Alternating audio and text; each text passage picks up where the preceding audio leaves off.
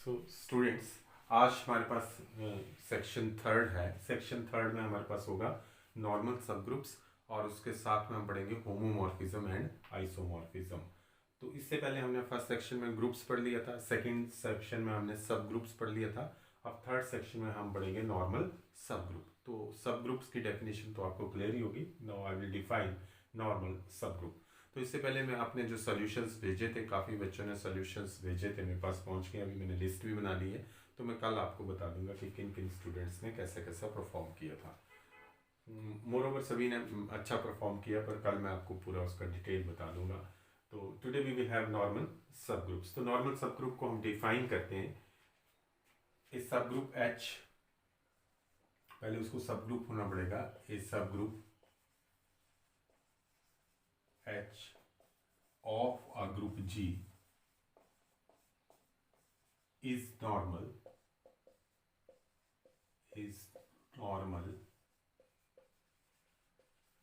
subgroup of G if what happens if GH is equal to HG for all G belongs to G। अब हमने पढ़ा कि what is GH and what is HG। आप लोगों ने पढ़ चुके हैं कि what is GH is equal to GH such that H belongs to H। It is left coset of H in G। And what is HG? HG is equal to HG such that H belongs to H। इस तरह से पढ़ते थे कि H is equal to this one. तो this means this is a each left coset is equal to right coset in a group H, then you can say this group is a normal subgroup of G। तो अभी तक आपको ये देख के तो आपको कोई ज़्यादा हैरानी नहीं हुई होगी, क्योंकि आपने अभी विलियन ग्रुप में पढ़ा था। तो विलियन ग्रुप में जो भी राइट कोसेट होती है वो क्या हो जाती है? Left coset. Every right coset is A left coset. तो जो भी विलियन ग्रुप होगा वो हमेशा, अगर G विलियन है, G abelian है and H is a subgroup of G, then H automatically क्या हो जाएगा? नॉर्मल। तो वो इस कंडीशन को सेटिस्फाई करेगा। हमने पढ़ा था कि अगर G abelian है तो उसकी राइट कोसेट और लेफ्ट कोसेट में कोई डिफरेंस नहीं था। तो हमारे पास आ गया कि H is a normal. Similarly if अगर हमारे पास ये हम बाद में प्रूव कर लेंगे। अगर हमारे पास कोई ग्रुप है G और उसका मैं सब ग्रुप ले लेता हूँ एक E और दूसरा सब ग्रुप ले लेता हूँ मैं एक G, ठीक है, E एंड G। और तो E की जितनी भी राइट कोसेट्स बनेगी, क्या बनेगी? E की राइट कोसेट अगर G में बनानी होगी तो वो क्या बन जाएगा? इसके साथ मल्टीप्लाई होगा E के साथ वो एलिमेंट, तो वही लेफ्ट होगा और वही क्या होगा? राइट। सिमिलरली G में भी every left coset is a right coset. तो E and G are normal subgroups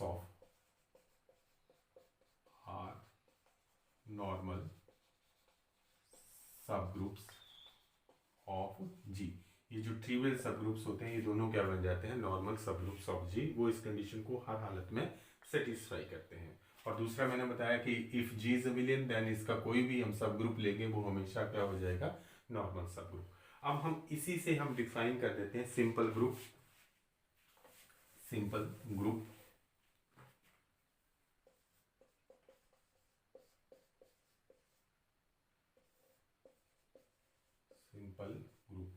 ठीक है। If G A group, G be a group such that its normal subgroups are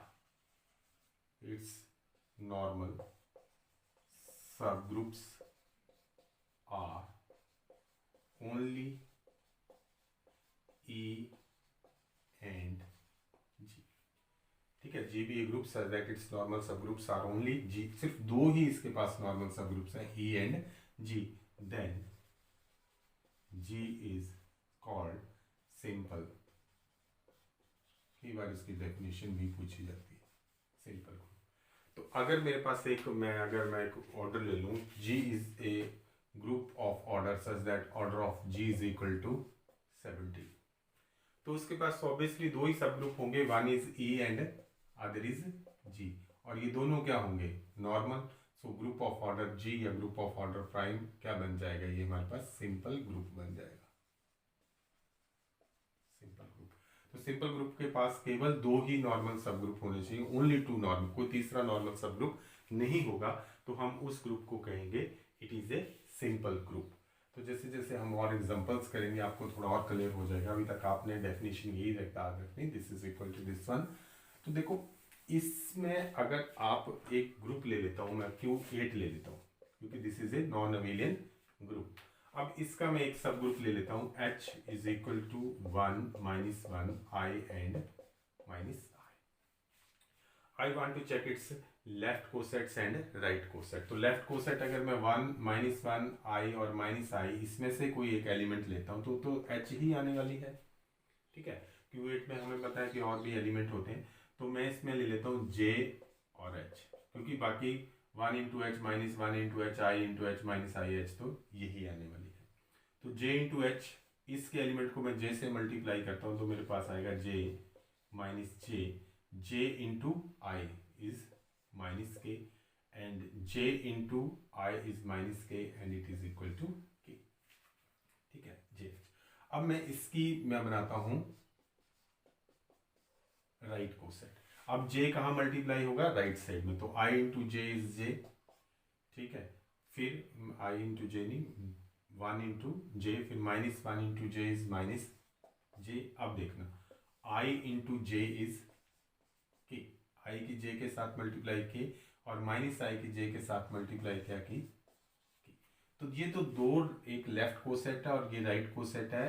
I J H is equal to H J, आगे ना, right coset is equal to this one. ये हर एक के लिए true होना चाहिए, के के लिए भी ट्रू होना चाहिए, तो हो जाएगा ये के लिए ट्रू भी।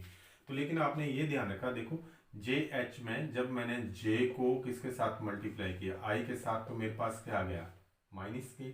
लेकिन जब मैंने आई को जे के साथ मल्टीप्लाई किया तो मेरे पास क्या आ रहा था, के आ रहा था, ठीक है। These two are not equal, ये दोनों इक्वल नहीं है। अबिलियन में तो इक्वल होंगे, यहाँ पे इक्वल नहीं है। Even J H is equal to I J. तो इस केस में ये हो जाता है कि G H is equal to some H dash into G, ठीक है। G H is equal to H G का मतलब यहाँ पे होता है G H is equal to some H dash into G. Means ये कोई और एलिमेंट भी हो सकता है, जी के अलावा भी हो सकता है। जैसे यहाँ पे आया जे I is equal to minus के और आई जे के क्या बराबर इक्वल टू के, ये दोनों बराबर नहीं है, लेकिन माइनस के तो मुझे मिल रहा है। तो माइनस के कब मिला, minus K is equal to when minus I is multiplied with J. तो देखो जी एच, यहाँ पे ये एच है और यहाँ पे ये क्या बन जाएगा, एच डैश बन जाएगा। These two are not equal. Abelian में तो ये दोनों इक्वल होने वाले हैं, लेकिन अगर in case of other type of groups non abelian है तो ऐसा भी हो सकता है कि G H is equal to H dash G. तो हम यही लेके चलते हैं, इसका मीनिंग हम ये लेके चलते हैं कि these two right cosets and left coset is equal to right coset, means then there is some element gh which commute with h dash and j. So this is the definition of it.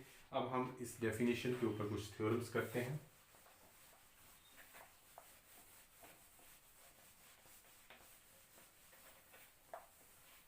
theorem is, तो theorem है हमारे पास, a subgroup H of G is normal in G if and only if G H G inverse contained in H for all G belongs to G। तो ये हम if and only if दोनों result हम prove करेंगे और आगे हम इसी को यूज़ कर सकते हैं एज ए डेफिनेशन। आप ये भी ले लेते हैं और इन केस जब हम क्वेश्चंस करेंगे तो इसी से क्वेश्चंस कर देते हैं हम। तो देखो जी H G inverse contained in H का मतलब ये होता है जी एच जी इनवर्स के एलिमेंट किस तरह के होंगे, दिस इज ए सेट और इसके एलिमेंट्स होंगे G H and G inverse. G तो पहले लिखा जी बिलोंग्स टू और एच किसका एलिमेंट होगा, एच का एलिमेंट होगा। तो इसके एलिमेंट ये हुए।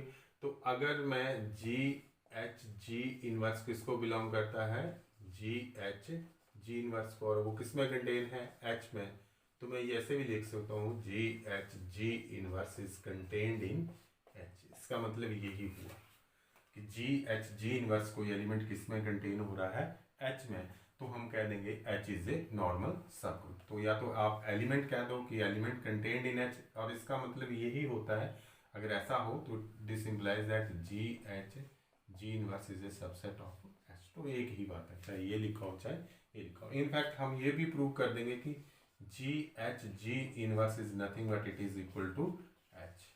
ठीक है, ये जो ग्रुप है ये किसके बराबर आ जाएगा, एच के बराबर ही आ गया when H is a normal sub group of G. तो ये सारा इस तरह से हम लिखा जा सकता है। तो अभी तो हमने ये प्रूव करना है कि एच इज ए नॉर्मल, तो प्रूफ में लिखेंगे given H is normal sub group of ji.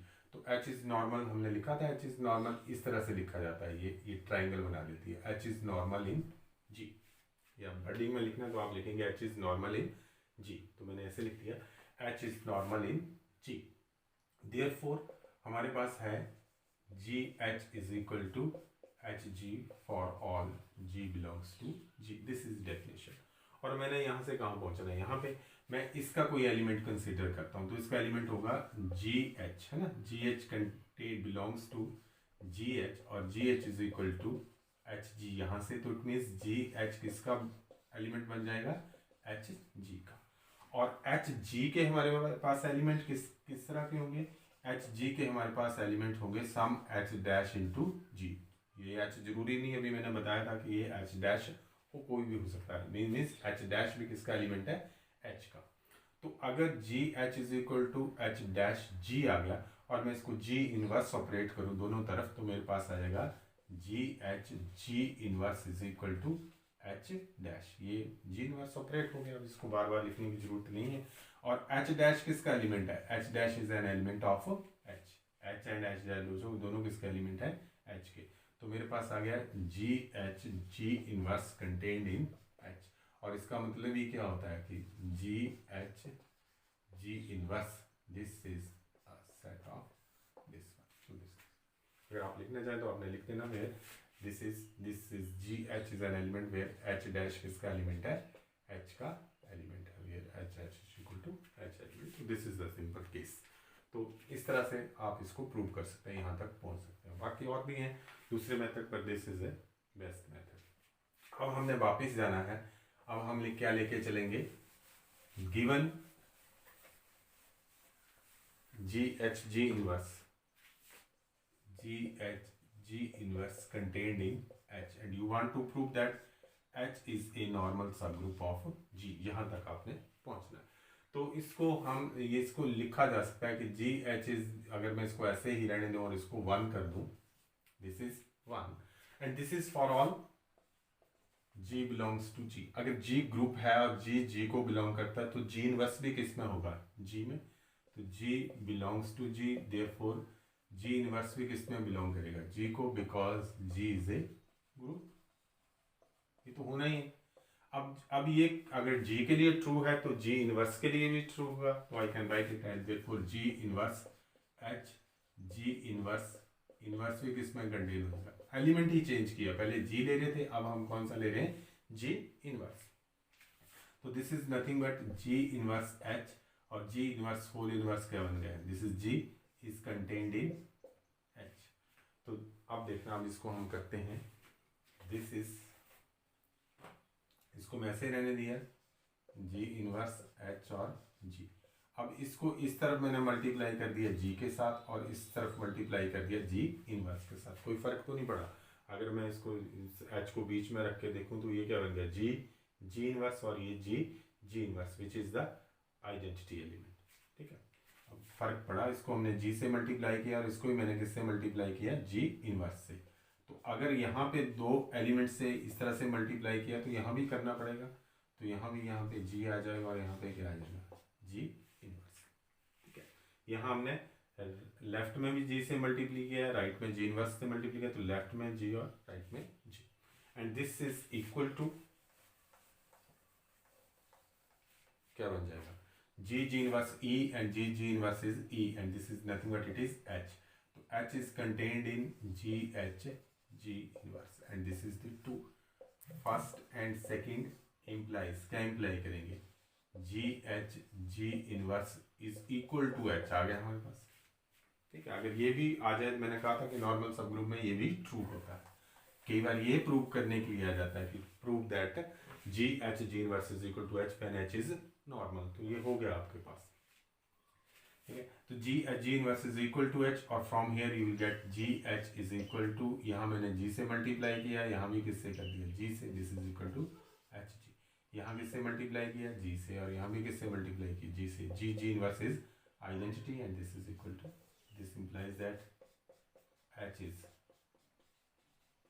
Normal sub group of G. तो इतना सा एक काम करना था हमें। कई बार आपको ये दिया जाता है कि H is normal sub group of G and show that G H G inverse is equal to H. तो इसमें बिल्कुल आसान है, G H is equal to H G, और यहीं से वापस हो जाओ, G H G inverse is equal to H G G inverse, तो G H G inverse is equal to H. तो ये आप शो कर सकते हो यानी एच इज नॉर्मल।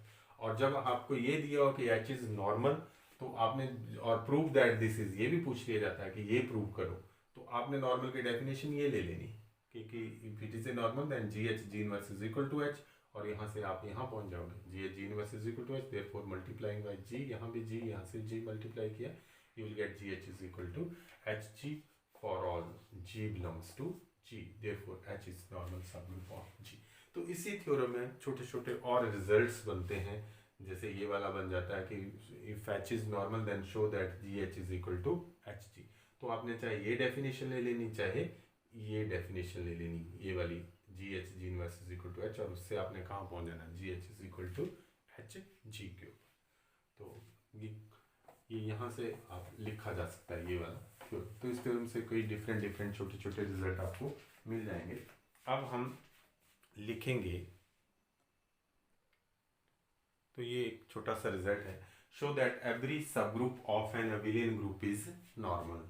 तो अभी हमने लिखा भी था, तो let G be an abelian group, let G be an abelian group, abelian group. तो अबिलियन ग्रुप की डेफिनेशन आपको पता है, A B is equal to B A for all A B belongs to G, and H, let H be a सब group of ji.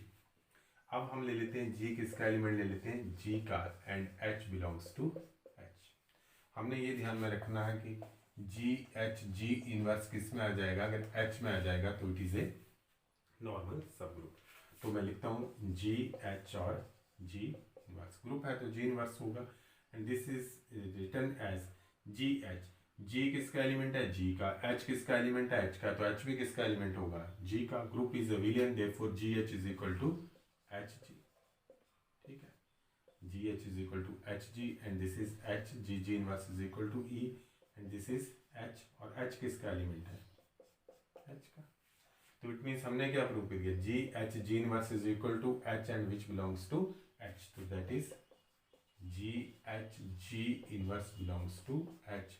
This implies that h is normal, h is normal in g। तो आप यहाँ पे लिख सकते हैं because g is abelian, therefore h g is equal to g h, because this is abelian। दोनों ही element g और h किसके एलिमेंट है, because h is a subset of g, तो h भी किसका एलिमेंट है, g का, और g भी किसका एलिमेंट है, g का। तो ये कम्यूट करेंगे, h g is equal to h g।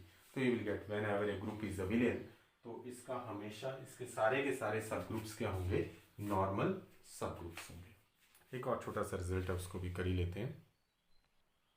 तो ये रिजल्ट है, the centre Z G of a group G is always normal sub group of G. कोई किसी भी तरह का ग्रुप होगा, group G is any group G, तो इसका जो सेंटर होगा वो क्या बन जाएगा, इट इज ए सब group and it is normal sub group of जी। उससे पहले हम प्रूव कर सकते हैं, प्रूव कर चुके हैं कि जेड जी इज सब ग्रुप ऑफ जी, वो आपके लिए होमवर्क रहा। तो सॉल्यूशंस में लिखेंगे, सबसे पहले हम जेड जी की डेफिनेशन लिखेंगे, Z G is equal to वो element, those elements A belongs to G such that A G is equal to G A for all G belongs to G. Those elements of G which commute with every other element of G, G के हर एक element के साथ commute करते हैं। तो देखो identity तो सबके साथ कम्यूट करेगा, वो एलिमेंट जो आइडेंटिटी होगा वो सबके साथ कम्यूट करेगा, आइडेंटिटी हमेशा किस में आता है, जेड जी में। और हम प्रूव कर सकते हैं कि जेड जी इज ए सब ग्रुप। तो this is to show, first to show Z G is a सब ग्रुप ऑफ जी। तो दिस इज योर होमवर्क आपने ये शो करना है कि जेड जी इज ए सब ग्रुप ऑफ जी। अब हम शो करेंगे कि Z G is normal.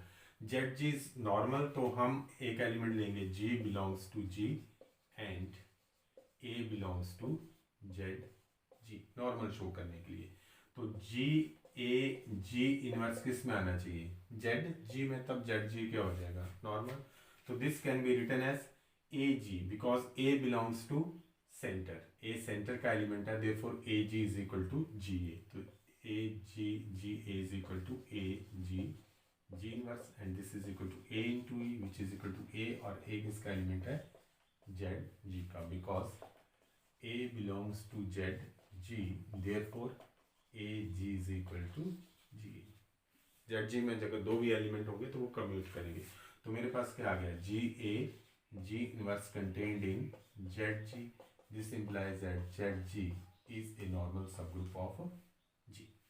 Z G is a normal sub group of G. तो सबसे पहले आपने इसको ये प्रूव कर लेना पहले कि जेड जी इज ए सब ग्रुप ऑफ जी, और इसको प्रूव करने के लिए आपके पास 1 स्टेप टेस्ट है, 2 स्टेप टेस्ट है, तो वो आप लगा सकते हैं। और ये जो टेस्ट हमने शुरू में किया कि G H G inverse is contained in H, तो इसको हम नॉर्मल सब ग्रुप टेस्ट भी कह सकते हैं, जिसमें हम या तो ये यूज कर लेते हैं या फिर ये यूज करते हैं, G A G inverse is contained in Z G. तो इस तरह के क्वेश्चंस आपने करने। क्वेश्चंस क्या करने, सबसे पहले आप नॉर्मल का सब ग्रुप्स की डेफिनेशन पढ़ो और फिर उसको कुछ एग्जांपल्स देखो, और फिर ये क्वेश्चन जो मैंने बताया इस होमवर्क वगैरह करो, और फिर हम आगे ऐसे करते रहेंगे। इट इज़ इजी, वही टॉपिक है जो हम लेके चले हैं, उसी को हम थोड़ा थोड़ा और आगे बढ़ाते जाएंगे। That's all for today, have a good day.